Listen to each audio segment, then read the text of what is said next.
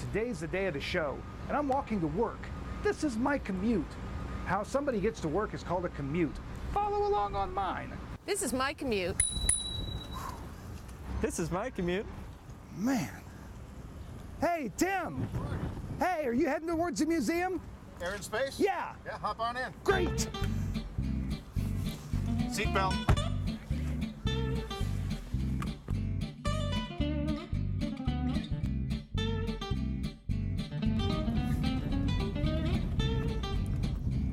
Whoa! This is my commute.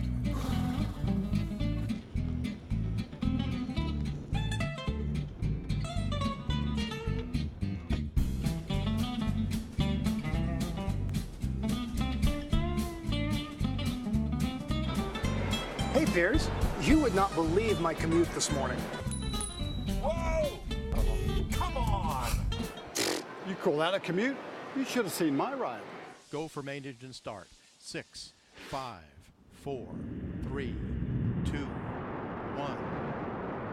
And 0 and liftoff of Space Shuttle Atlantis, reaching the crest of its historic achievements in space.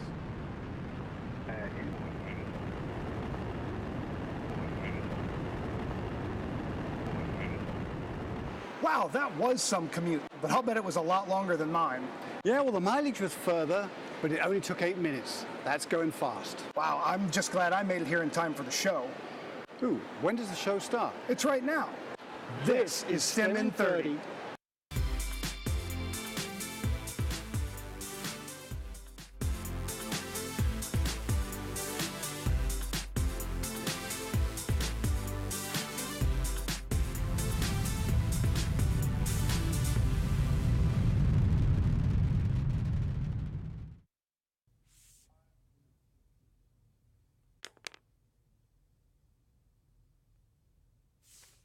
Hi, I'm Marty Kelsey. And I'm Beth Wilson, and we are coming to you live from the National Air and Space Museum. Today we are in the Moving Beyond Earth Gallery, and this gallery is amazing. There are all kinds of artifacts that have flown in space in this gallery, and one of my favorites is this Space Shuttle main engine. There are 3 of these on the orbiter, and each of them produces over 400,000 pounds of thrust.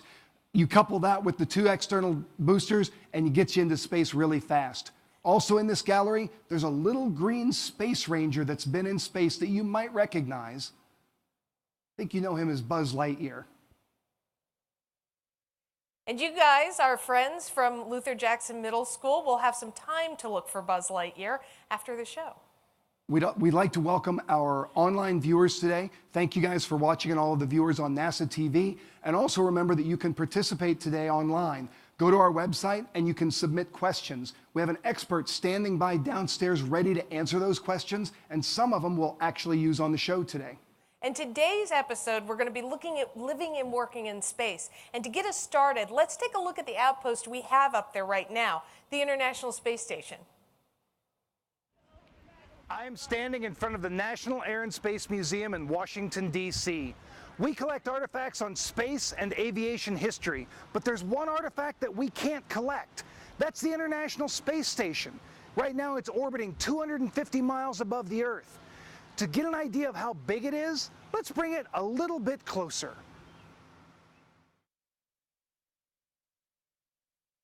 Traveling at over 17,500 miles per hour, the station completes one orbit every 90 minutes.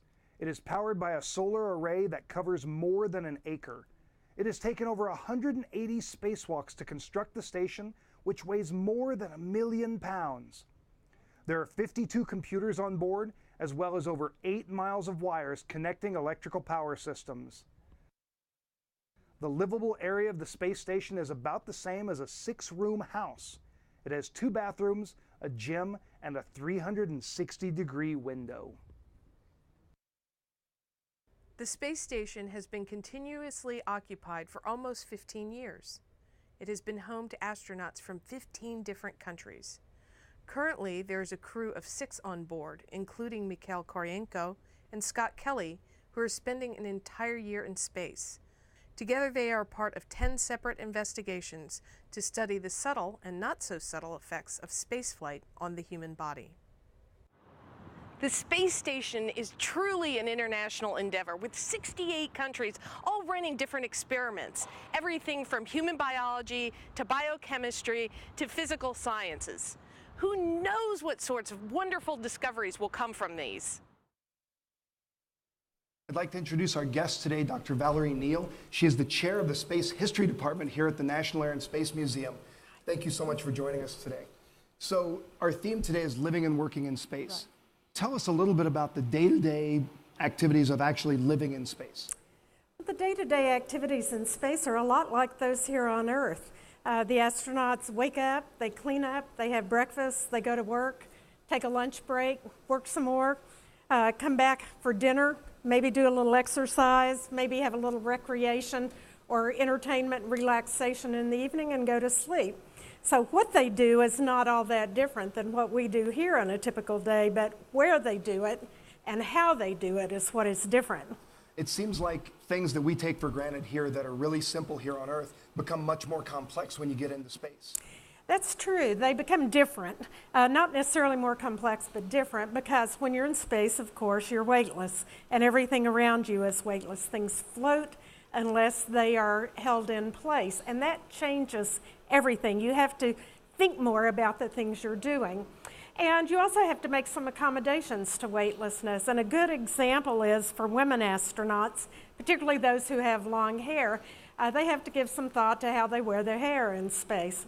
If I were there right now, this hair would be floating out all around my head in a halo. But if I had long hair, it would be really floating around. It might get in my eyes, it might tickle your nose, it might get tangled up in some of the equipment. So NASA made a rule that people with long hair in space need to keep their hair confined in a ponytail with a scrunchie, a headband, a barrette.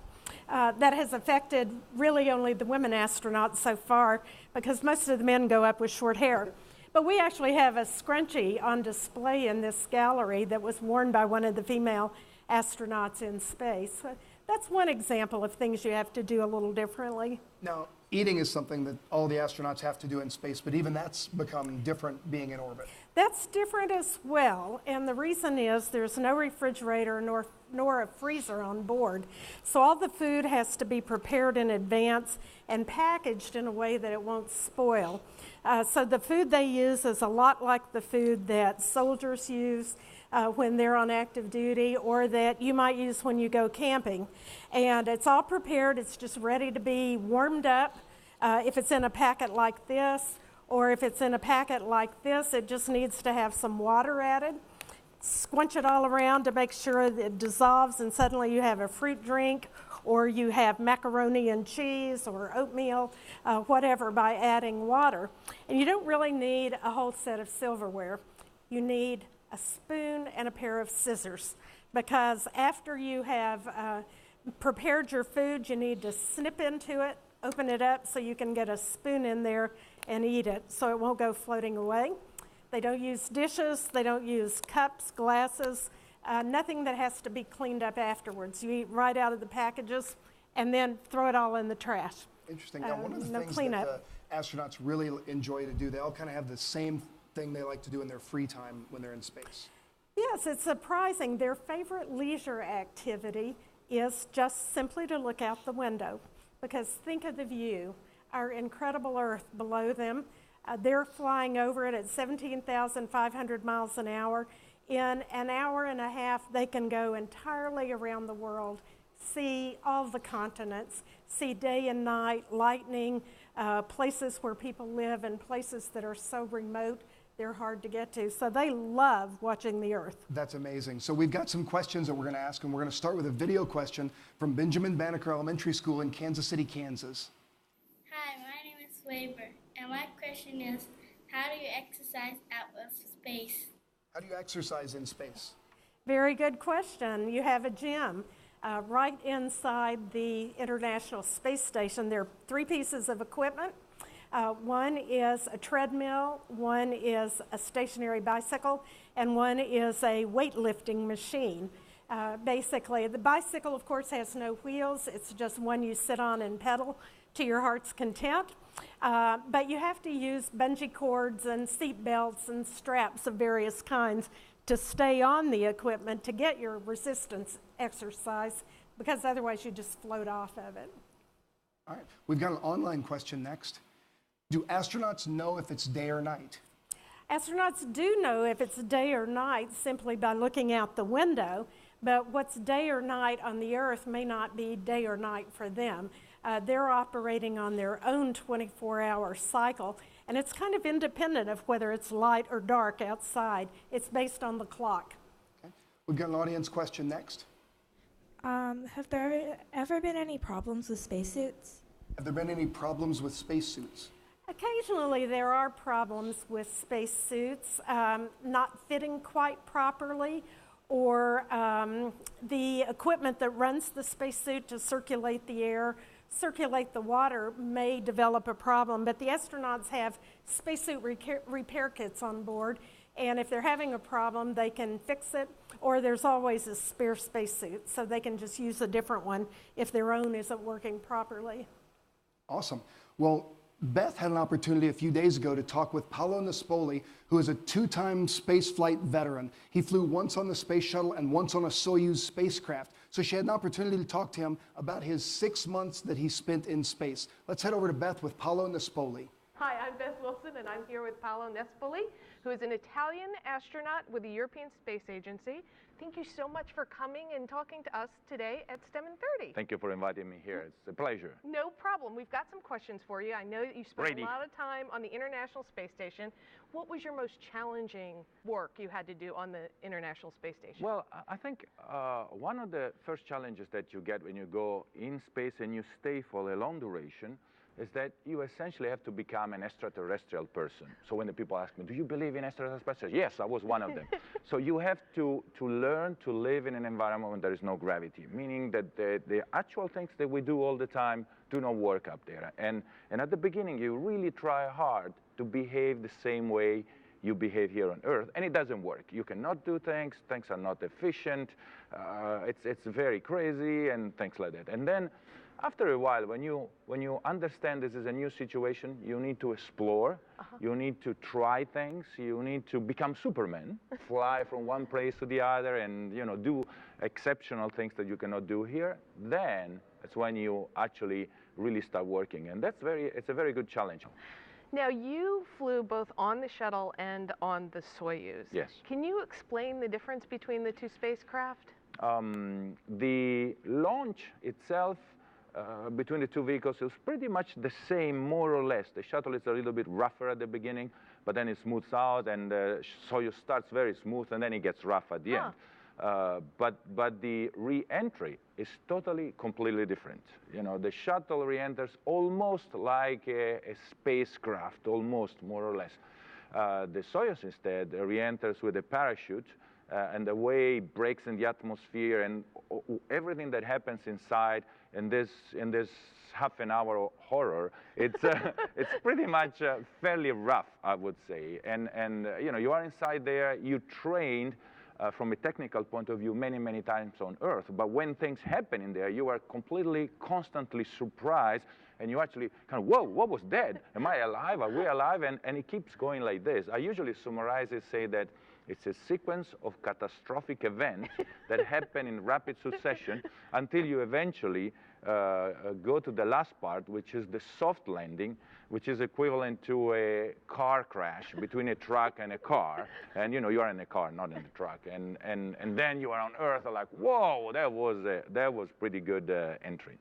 What was your favorite job when you were on the International Space Station? What was your favorite thing to do? Well, we work pretty hard when we are up there because, we are one of the resources of the space station, and on the ground, the planning team tries to make the most out of this laboratory and the resources. So you're pretty busy, let's say from 7:30 in the morning until 8:30 in the evening, running experiments. You can be either a guinea pig or the hands of the scientist, or you can be going around fixing broken stuff, unloading a cargo, moving the robotic arm, or even go out on a spacewalk if you are lucky. So all of us, and I did the same, like to go to to the cupola and look at the Earth when it passes by at 8 kilometers per second, 5 miles a second. You can actually see in an hour and a half the whole world passing under your feet, and that's an amazing view.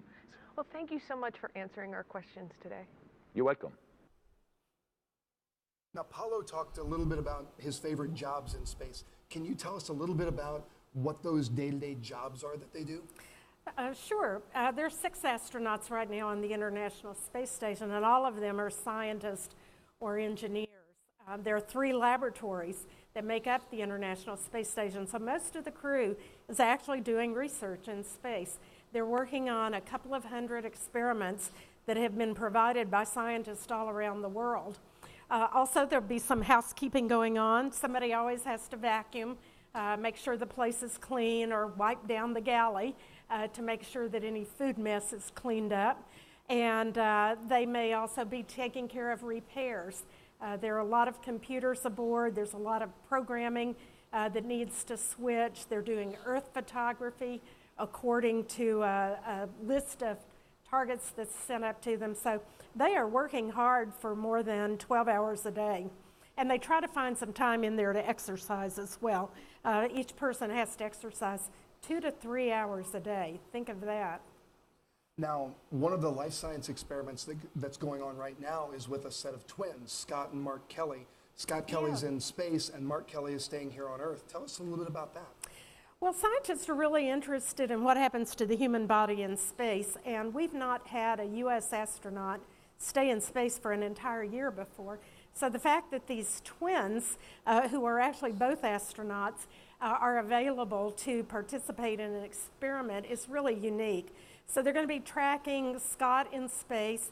During that period of time, his bones and muscles are going to be changing because of the time in weightlessness. His body will be basically at rest for a whole year, except for when he's exercising. And then his brother, who's moving around here normally on Earth. And at the end of the year, they'll be able to compare and contrast 2 identical bodies that have been living in different circumstances.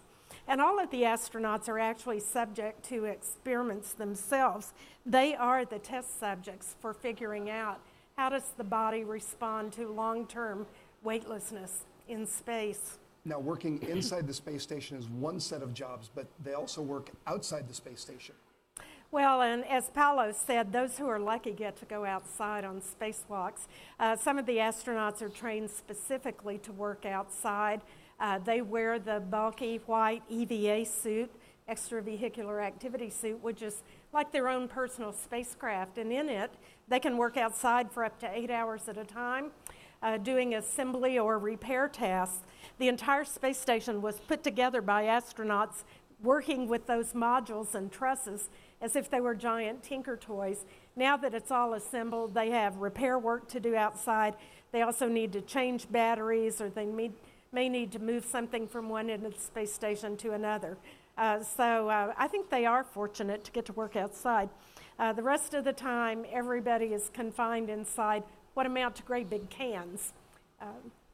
Now, one of the things that they use when they're working outside are tools. And to learn a little bit more about the tools that they use on these spacewalks, we're going to go over to STEM It to Win It.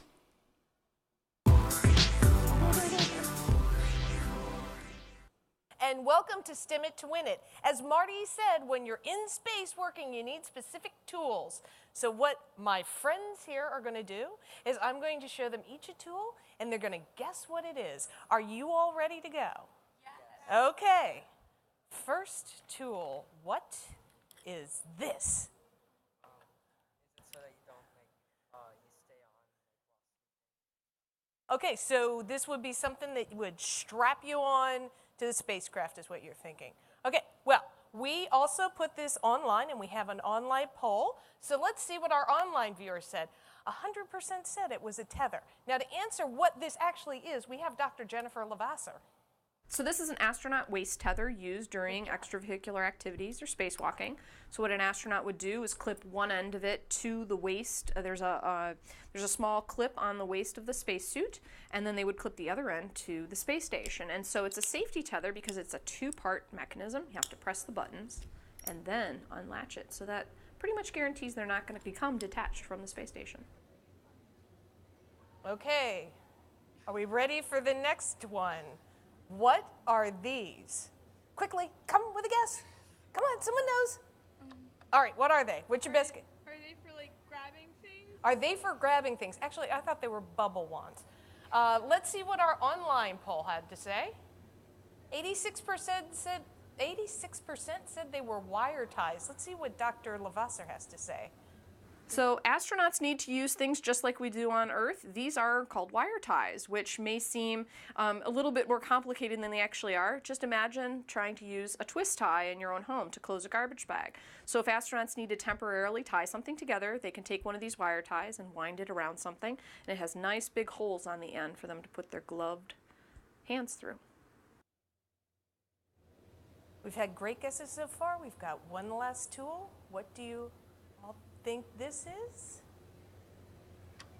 All right. Something like you put things in it and something that you might put things in. All right, let's see what our online audience thought it was. A toolbox. All right, that was the 57% thought it was a toolbox. Let's see what it is. So when astronauts are doing EVAs, they need a safe place to put even just little things that they've used up. And so this is actually a trash bag. And you can see on top, it has some elasticized closures on top so that when they put something inside, it doesn't float back out. Well, my friends did a great job here at STEM It to Win It. Now, for you all at home and here in the audience, if you ever want to see the International Space Station, we're going to show you how to spot it from your own backyard. We can spot the International Space Station from our backyard, and all that we need to know is when and where to look. Let's start by going to the NASA website, spotthestation.nasa.gov. This will give us all the information we need. Now, let's try to spot the station. We see on this pass the station will become visible at northwest at 8:32 p.m. Let's be sure we are on time because the space station won't wait. First, let's use our compass to find west. Now find north. Northwest is between north and west. North-northwest is between northwest and north. Okay, got it. Next, we see it's going to disappear in the east. Got that location? The entire visible pass will happen between those two areas. Now we have to determine how high it's going to be. Height is measured in degrees. There's a simple way to determine this height. Hold your hand out away from your body and make a fist. If you place the bottom of your fist on the horizon, that line where the sky meets the ground, the top of your fist will be approximately 10 degrees. You can then stack your fists on top of each other to reach 20, 30, 40 degrees or higher. Tonight, the space station will appear at 10 degrees north-northwest. If I place one fist in front of me while looking north-northwest, this is where it should first become visible. Got it. It will disappear at 20 degrees east. Right there. At its highest point, it will reach 40 degrees. Bingo. We now have a good idea of the approximate path that the space station will be traveling along. It's almost time. Let's look in the general direction of where the pass will become visible. We will scan a wider area in case we are a little off with our measurements. The station does not have lights outside that are visible from Earth. When we see it, we are actually seeing the sun reflecting off of it. Once the station becomes visible, it will take about 6 minutes to pass across the sky. It will not blink like an airplane. It will look like a very bright star that is traveling very fast across the sky. Here it comes. Wave to the astronauts.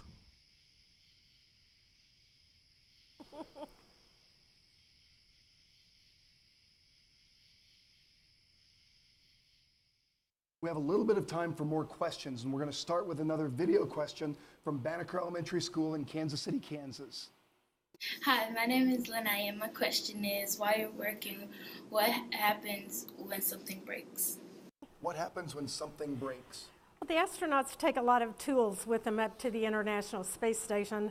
There's some lockers filled with tools like you'd find in your garage or your basement, and they are well trained for all the equipment that's on board, and most of them were tinkerers in their youth. They like to take things apart and put them back together, and so they can handle the repairs themselves very well. All right, we've got an online question next. What happens if an astronaut becomes sick or injured in space? Are there doctors? One of the doctors is always designated to be the flight medical officer on board, and they have a basic first aid kit. They can take care of minor injuries there. If somebody should become injured, which is very, very unlikely because there are no sharp edges there, and they're weightless, so they're not going to trip and stumble on things. But if somebody should develop a problem that couldn't be dealt with on board, they can get back to Earth pretty quickly from low Earth orbit. They can be back down on the ground in about 3 hours' time. So fortunately, that has never happened yet. They've never had to evacuate somebody to a hospital on the ground. All right, we've got an audience question next. How does it feel emotionally and physically when you return to Earth? So how do the astronauts feel, not only physically, but also emotionally when they get back to Earth? That's a really good question because, as you might suspect, there are a whole range of sensations and emotions. Obviously, they're glad to be back with their families and with their friends. They're glad to be home again. They're glad to eat a really good hamburger because they haven't had fresh food or cooked food in a long time. But they also, a lot of them say they feel a nostalgia for the space station because it's just such an entrancing place to be. And for the first couple of days, they still feel kind of weightlessness, especially if they wake up in the night. They kind of feel like they could float out of bed and get a drink of water, and then they fall flat on the floor. So it takes a few days for that feeling of being on Earth to come back. They also say that as soon as they're back in Earth's gravity, they feel very heavy. They're really aware of the weight of the air pressure on them, and after being light for weeks or months at a time, that's a real sensation of being able to feel gravity. Yeah, I've heard that the sheets even feel like they're super heavy when they get back to Earth. Well, thank you so much for joining us. We're out of time for today. I'd like to thank you for joining us, as well as the astronauts you saw on the show, Piers Sellers and Paolo Nespoli. We'd like to thank them, as well as curator Jennifer Lavasser, for answering some questions about tools. A big thanks to you guys here in the audience. You all had some great questions today, as well as Benjamin Banneker Elementary School. Thank you guys for submitting great video questions. Don't forget, you can check out our archive on the STEM in 30 website, where you can see shows on space junk, composites, and hot air balloons, among others. Also, I want to give a huge shout out to our crew. We have an amazing crew. It takes about 11 or 12 people to bring this show to you every time when we come out. So thank you to those guys. And be sure to follow us on Facebook and Twitter. Thanks for watching.